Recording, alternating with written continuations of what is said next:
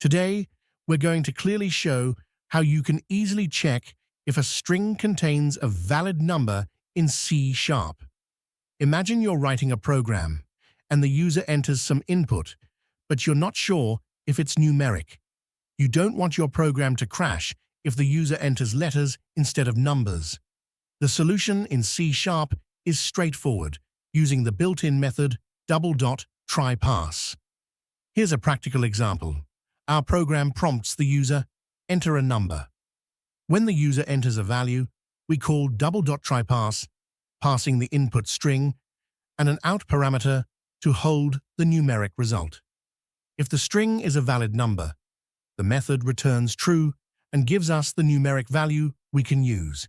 If it's invalid, say the user enters letters or special characters, double.TryParse returns false, allowing our code to handle this gracefully without any runtime exceptions. As you see here, entering 123.45 clearly succeeds, and our program recognizes the valid numeric input. However, entering ABC fails gracefully, letting us inform the user that the input was not numeric. This simple approach ensures robust and safe handling of numeric input in your C# applications. Thanks for watching. Don't forget to subscribe for more quick and clear C# tips and tutorials.